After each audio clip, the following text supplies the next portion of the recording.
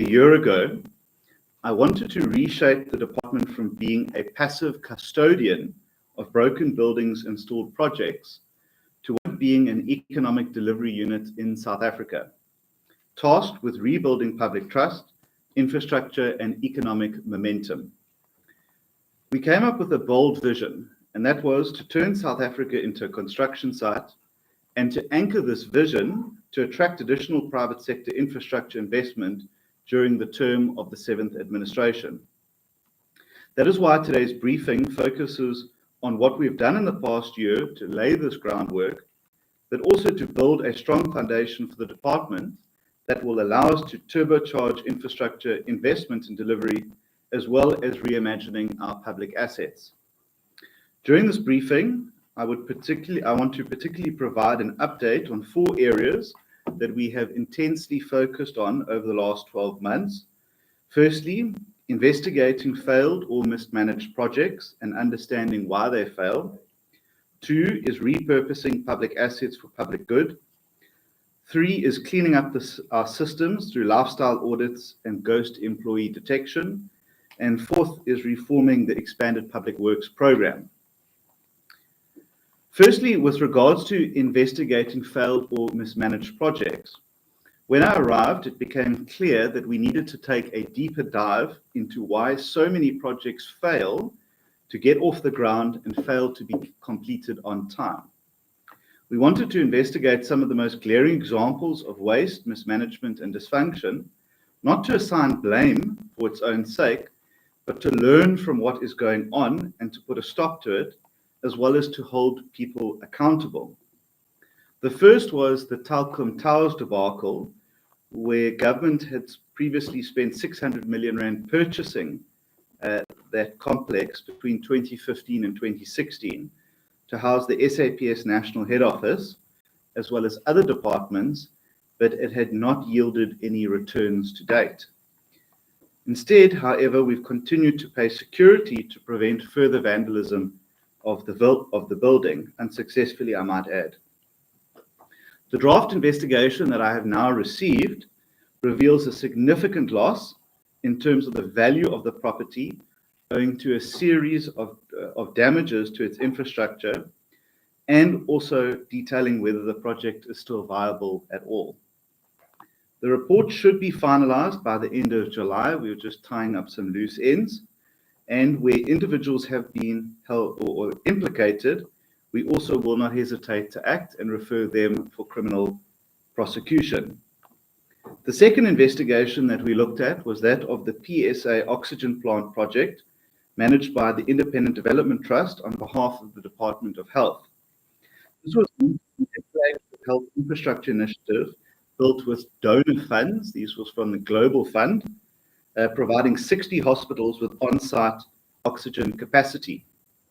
Instead, it became a cautionary tale, with the draft report confirming many of my suspicions that I had outlined at the beginning. Despite the fake news campaign, AI-altered voice notes, and social media bots, which sought to discredit the investigation, members of the board and myself, we fought on regardless. The last round of interviews will be completed with stakeholders in the coming days, and the report should be concluded by the 25th of July. We intend to release both reports publicly in our quest for transparency and hand them over to law enforcement agencies for criminal prosecution. The incoming IDT board will also take over the process, which was launched previously to conduct lifestyle audits on senior management, and that will continue in earnest when the new board meets next week. Furthermore, I also expect the board to fully ventilate the alleged irregularities with the IDT's office lease, which has now come to the fore, as well as present a financial turnaround for the entity to my office. Turning to repurposing of public assets, at the same time, we've also begun to reimagine how the department thinks about public assets and property. For too long, the state has sat on thousands of unused buildings and parcels of land that are not being put to either economic or social use. This while government departments are in some cases paying 120 Rand per square meter in private leases, while our own buildings cost 26 Rand a square meter. This is ironic because demand for these assets has never been greater, but our buildings sit empty. From human settlements to social development to provincial governments, we want to ensure that the state's assets are used in partnership with various spheres of government and entities. Since taking office, we've taken important steps to turn idle assets into functioning community infrastructure. Let me give you a few examples. So far, we have transferred 17 properties for the use of shelters for victims of gender-based violence and substance abuse, including 2 in Malmesbury this morning. In the preceding 5 years, the department only managed to transfer 1. So in 2 months, we've done 17. In 5 years, it was 1. In Nkandla this week, working with the local municipality and Premier Ntuli from KwaZulu-Natal, we handed over a previously unused government piece of land in the town that will now be used for local economic development and job creation. I'm led to believe that that project had been discussed for a number of years, and we finally managed to get it over the line. In Cape Town's Castle of Good Hope and the Union Buildings in Pretoria, we are ensuring public access to public property while providing safe and humane shelters to those who have been removed from those properties, including access to medical care, work and personal development programs. I look forward to further unpacking the groundbreaking initiatives that we will be taking during the budget this afternoon, especially on how we are going to be restructuring the property management trading entity and its assets to become an investable portfolio for private sector funds. So effectively, we want to run and gear our assets like a property asset portfolio that is listed on stock exchanges. This will mean that the state will finally start to generate revenue from its assets, either through co-development models or through investment into a property fund of A-grade property assets. There is strong demand, both domestically and internationally, for this sort of vehicle.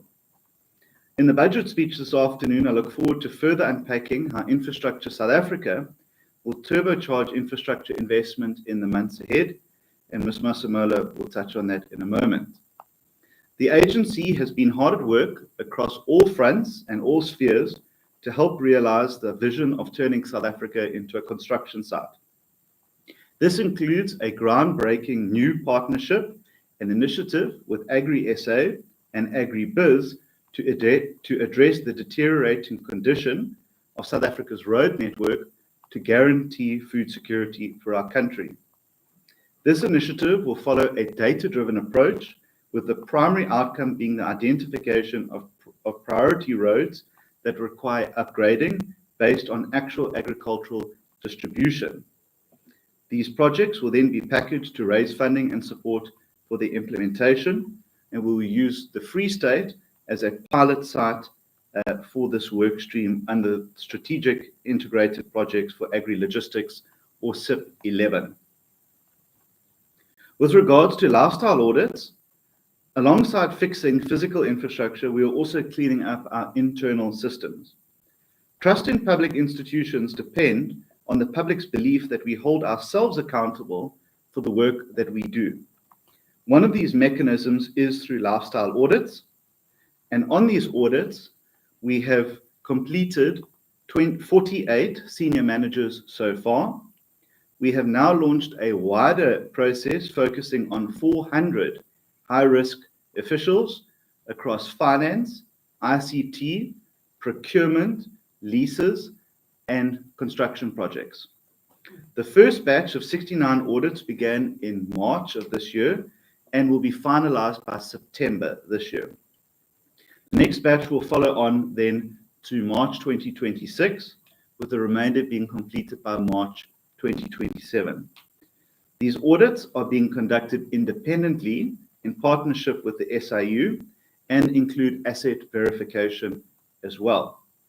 We are also reviewing the ghost employee phenomenon that I suspect we are subjected to. Our anti-corruption unit is finalizing against our personal system through an audit across both the department and EPWP to detect any fictitious employees drawing salaries without working. With the help of interns, we conducted physical verification, ensuring that every person on our payroll actually exists, works, and contributes to the department. In short, every person had to verify themselves either at an office location or online against their ID documents, so that we actually made sure that those people exist. This is painstaking work, but it is necessary. And we must ensure that we have a competent and present workforce to achieve our goals. With regards to EPWP, this is one of the largest public employment programs in the country. Over the last 20 years, it has served as an important poverty alleviation tool for our communities. However, we think that the time has come that it progresses to its next iteration, which is focused on skills and opportunity for permanent employment. From September 2024 to present, I've led a national EPWP listening tour, meeting with workers, implementers, NGOs, provincial governments, and local municipalities. 4 provinces have been completed so far, with the remaining scheduled for the end of this year.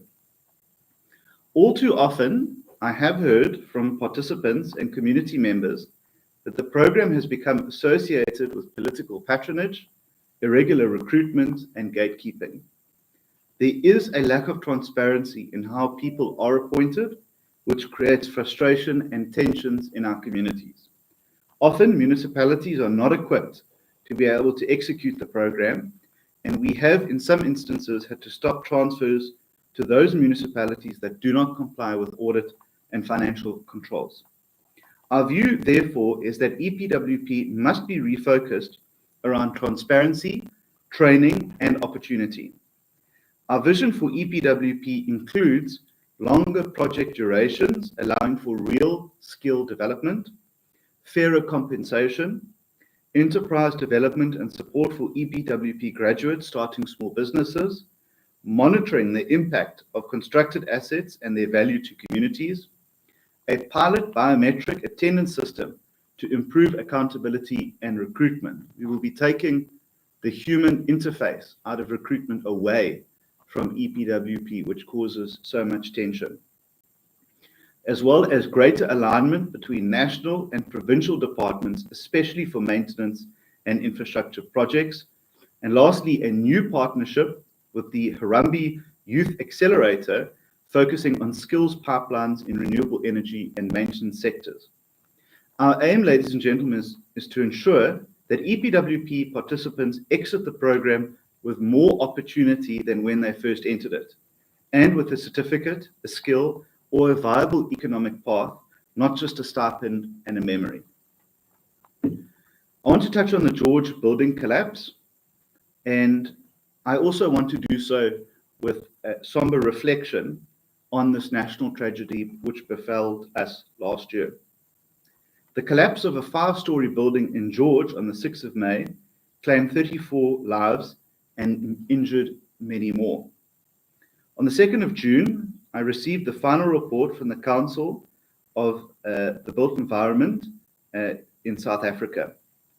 It details a pattern of preventable errors, regulatory failures, and professional negligence.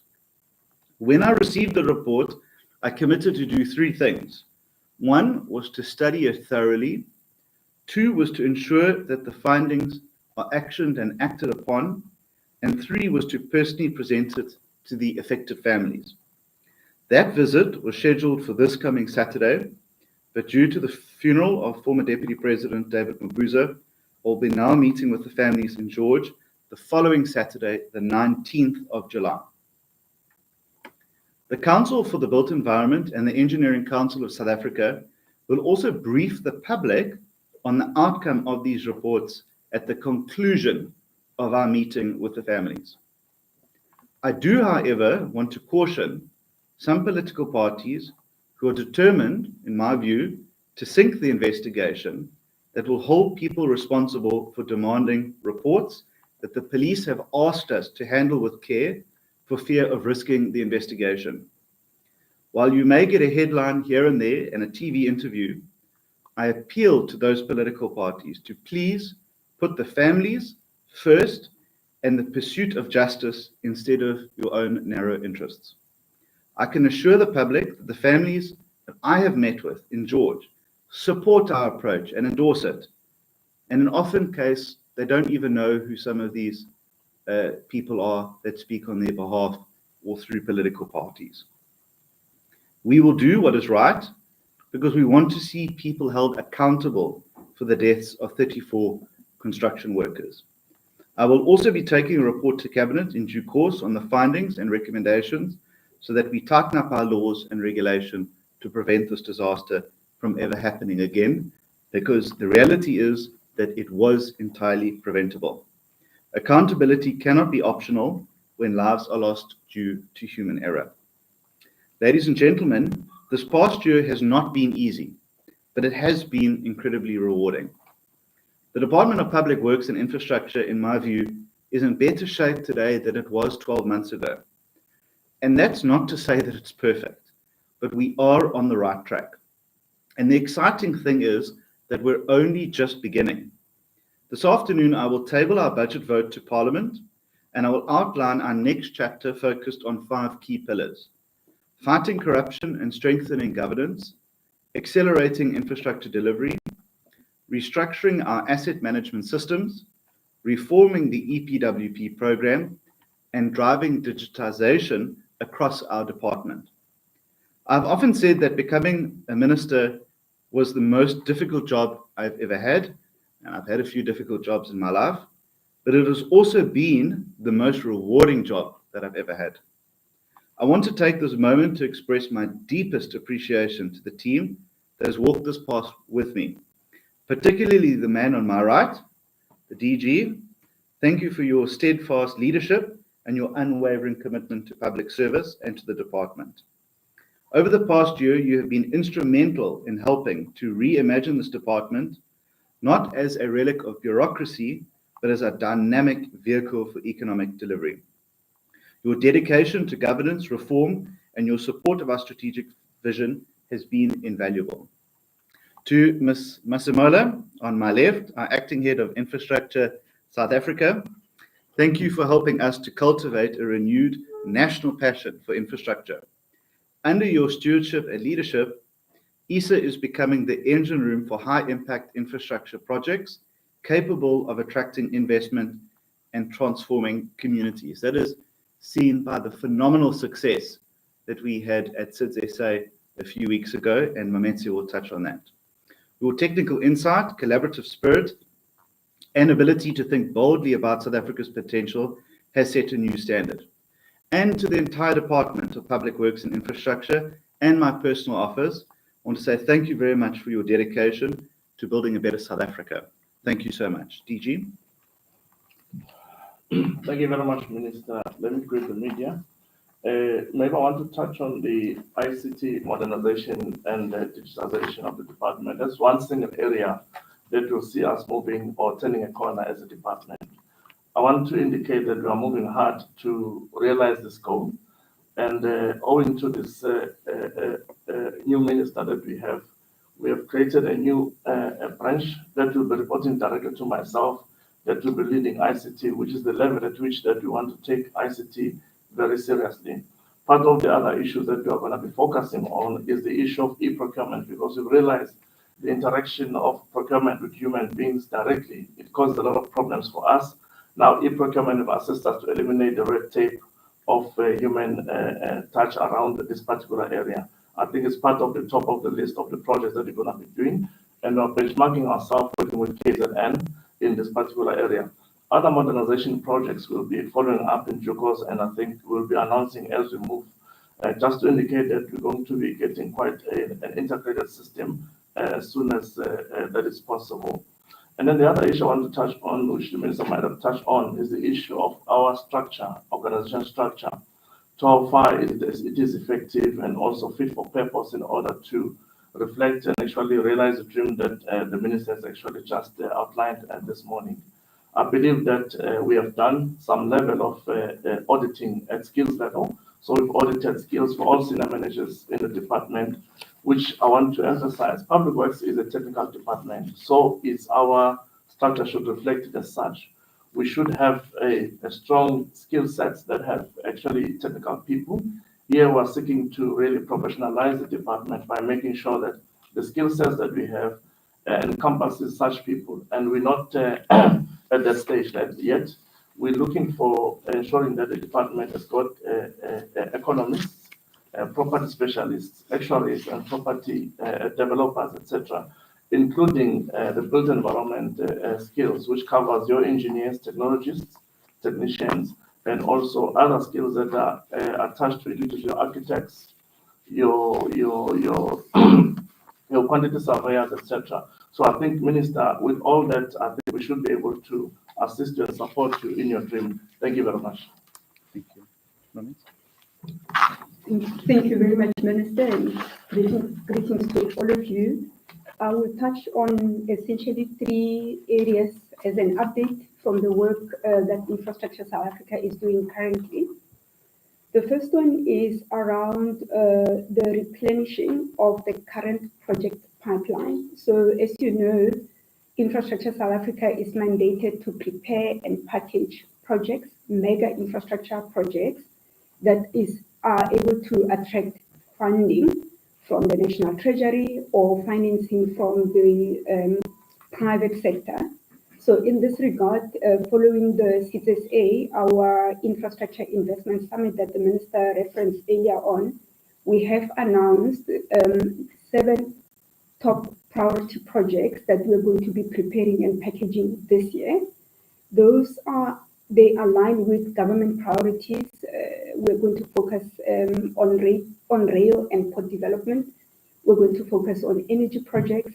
And lastly, we're going to focus on water and sanitation projects, specifically those projects that are in the wastewater treatment plant space, as well as water reuse programs.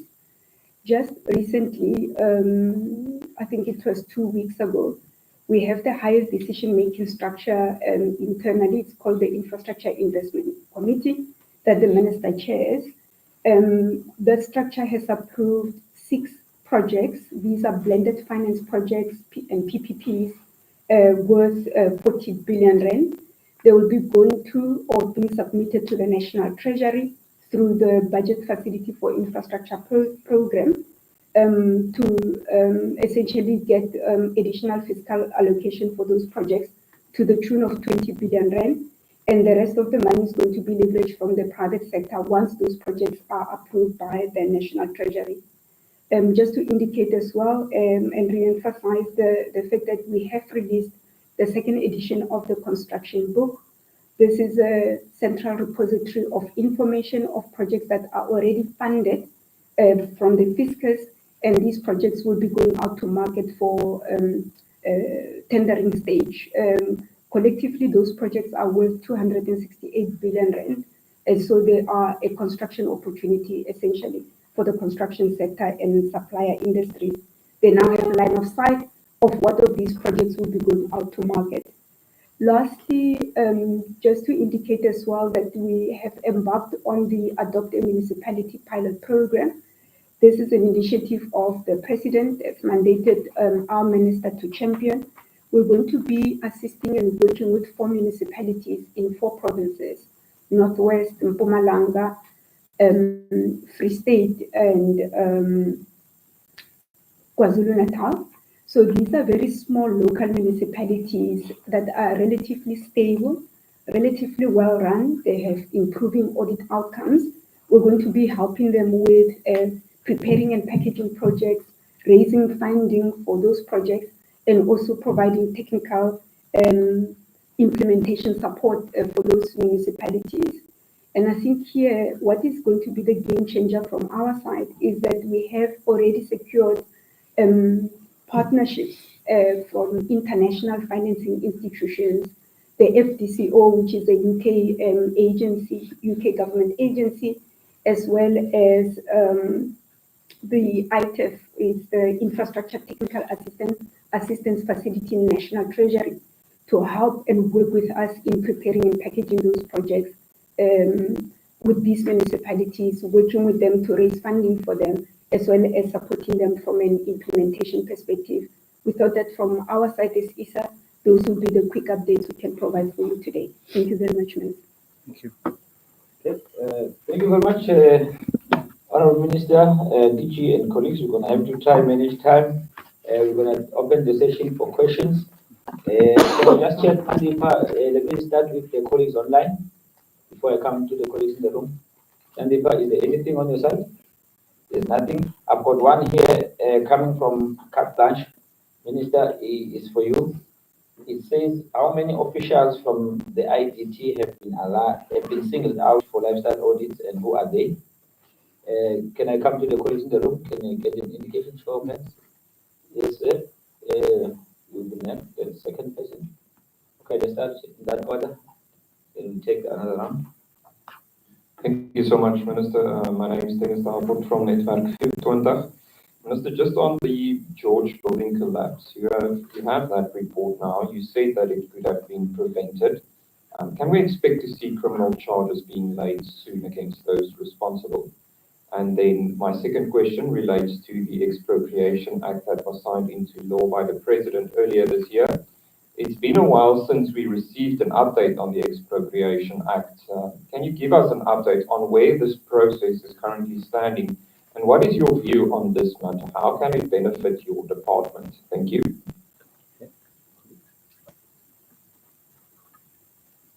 It's Arthur from HeartFM. Minister, my first question is about EPWP. You want to bring some changes.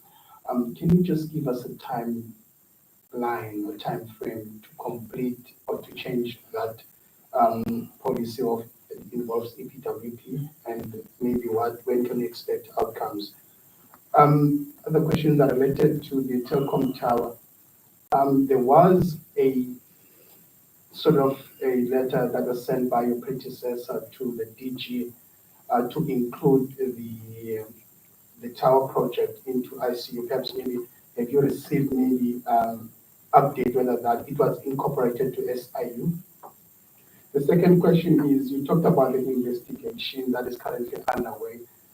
Perhaps maybe, do you believe perhaps maybe that there must be management consequences for those who are involved who have done some wrongdoing? And also, just my last question is, do you believe perhaps maybe this project should be scrapped now? Yes, over to the Minister, and then we take the final round.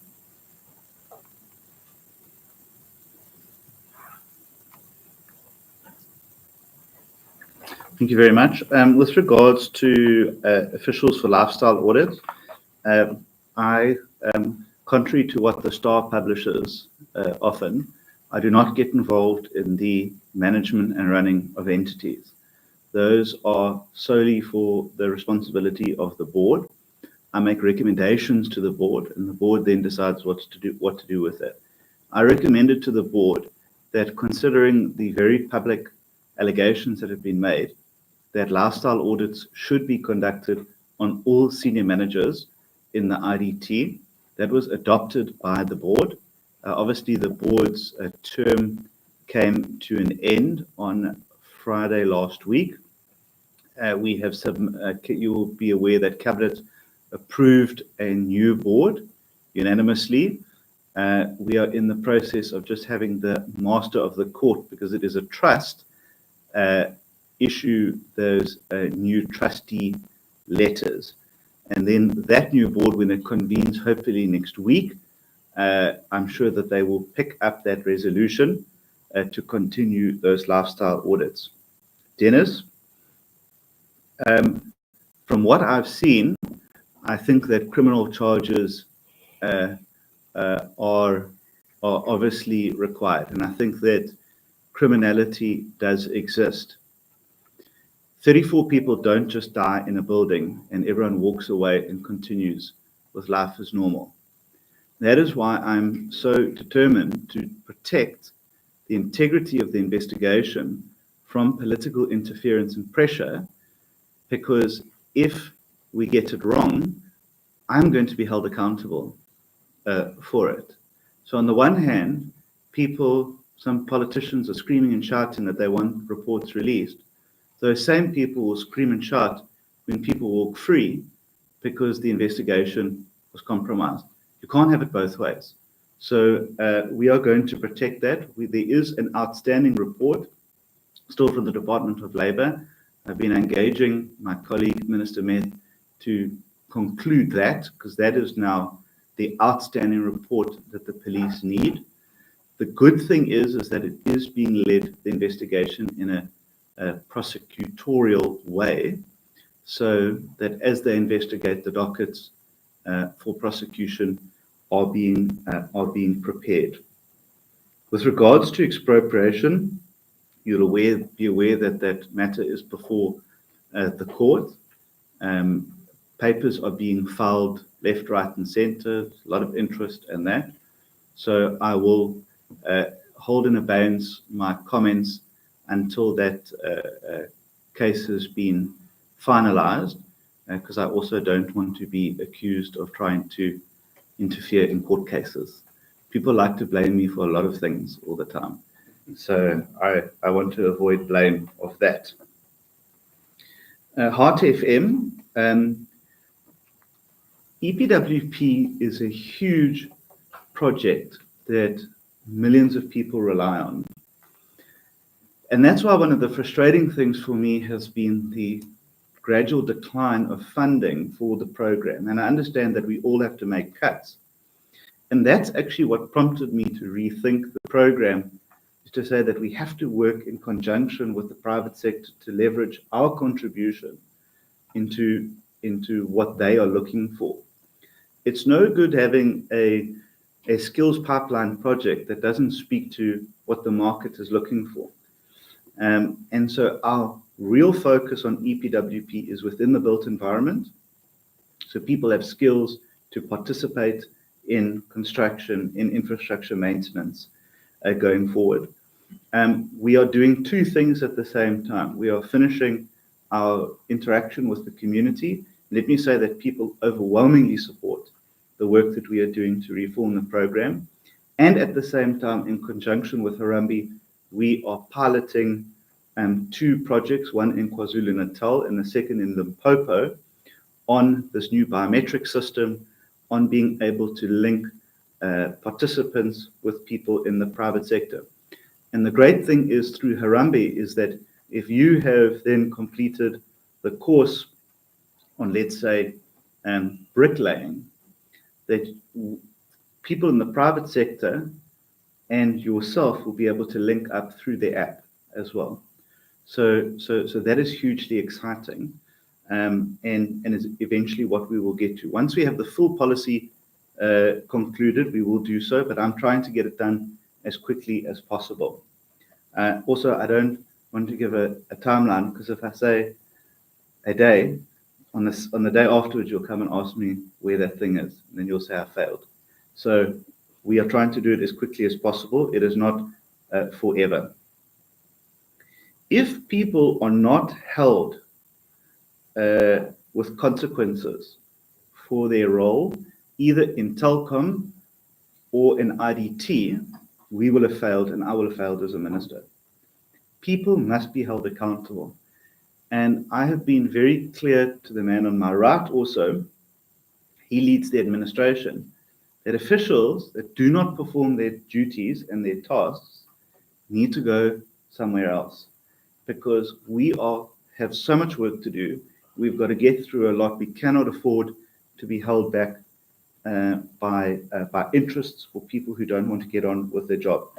But I can assure you that there will be consequences, both internally and criminally, for people in both of those projects. Okay. Thank you very much. Let's take the final round here from the colleagues in the room. Anybody with a new question before I take this follow-up from Adam? And then we are going to the budget vote. And we'll go ahead with your follow-up question. Thank you, Mr. Boas. Minister, there were reports that the amount of money that was spent at that time, it was more than 600 million. There are reports that it has now reached 1 billion. Can you comment on that? Lastly, if perhaps maybe the investigation comes out, perhaps maybe there are any possibilities maybe to recover that money from those who were involved? All right, I take it that's the last question. It is more than 1 billion now. We have spent much more than that on security, on renovations. So we are at more than 1 billion rand. The question that we need to ask ourselves was that purchase required in the first place? And I think that if you look back now in hindsight, that the answer to that would have been no. It was not a strategic procurement for either the department or SAPS to do. The question of what happens now is actually what we ask for the auditing firm to try and assist us with. We will then have to take a strategic decision to say, government has spent 1 billion rand here. This is probably only worth, I don't even think it's worth half of that today. You would probably need another 1 billion to renovate all of it. Do we need that? And that's a very sober, difficult decision that we will have to take.